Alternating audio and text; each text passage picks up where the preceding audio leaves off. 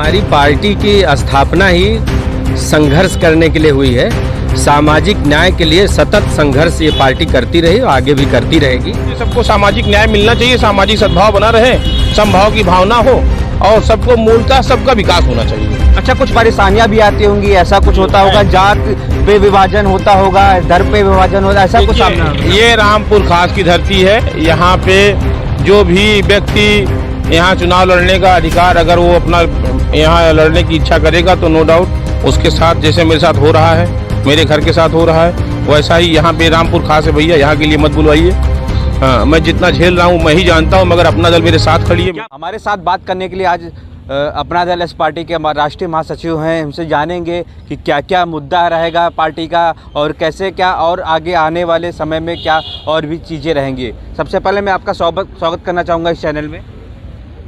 बहुत बहुत धन्यवाद कि आप यहाँ हमारे आने पर कार्यकर्ताओं के बीच में आप उपस्थित रहे। आपको बहुत बहुत धन्यवाद। हमें देखने को मिलता है काफ़ी मेहनत चलती है इस पार्टी के द्वारा, काफ़ी मेहनत रहती है, हर चीज़ में आगे रहती है ये पार्टी।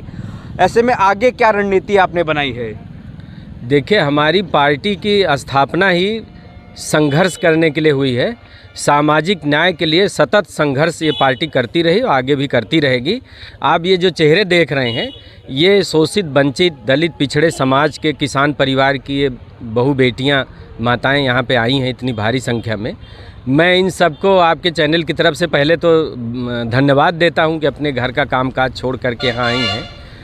हमारी पार्टी सामाजिक न्याय के लिए, हमारी नेताजी सड़क से संसद तक हमेशा आवाज़ उठाती हैं, बहन अनुप्रिया पटेल जी, और उनकी हमेशा से जो मांग रहती है, जैसे अलग ओबीसी मंत्रालय पिछड़े वर्ग के कल्याण के लिए, और शिक्षा में गरीब का बच्चा भी अच्छे स्कूलों में शिक्षा पा सके, तो इसलिए उन्होंने सैनिक स्कूल और नवोदय विद्यालय में पिछड़े वर्ग के बच्चों के पढ़ने के लिए 27% रिजर्वेशन लागू कराया।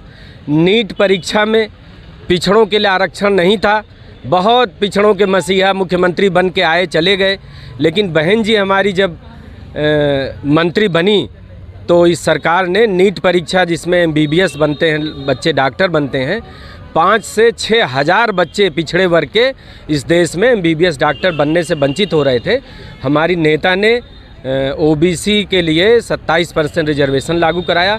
इस तरह से अनेक, आजकल देखिए आप, कॉलेजियम सिस्टम से जज बनाने पे खूब बहस छिड़ी हुई है राष्ट्रीय स्तर पर।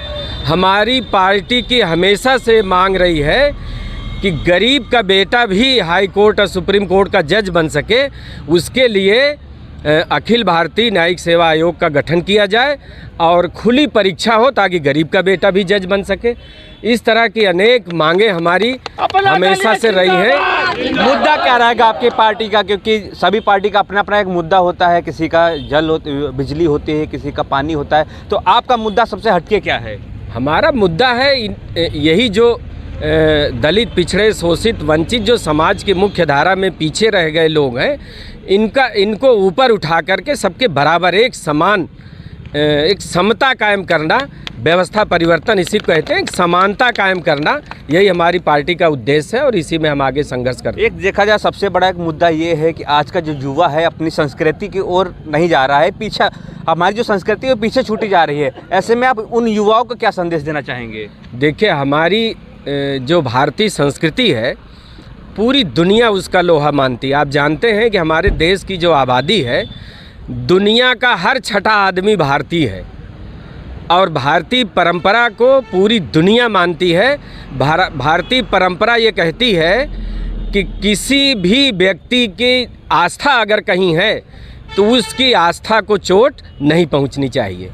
हम और सबको साथ लेकर के, जिसकी जहां भी आस्था है, बहुत सारे लोगों की पेड़ में आस्था होती, पेड़ में भी जल चढ़ाते हैं। बहुत सारे लोगों की गंगा जी में आस्था होती है।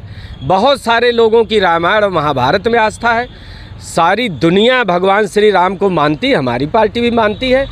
हमारा मानना है कि किसी की आस्था को ठेस नहीं लगनी चाहिए। हम वो राजनीति करते हैं। आज के समय में राजनीति का जो माहौल है वो कहीं ना कहीं धर्म पर हो रहा है, जात पर हो रहा है, तो ऐसे में आपकी पार्टी क्या कहना चाहेगी? देखिए, हम धर्म और जाति से अलग राजनीति करते हैं। हमने आपसे बताया समाज में समता कायम करना, जो लोग पीछे रह गए हैं विकास की दौड़ में उनको भी ऊपर उठाना हमारी पार्टी का उद्देश्य है।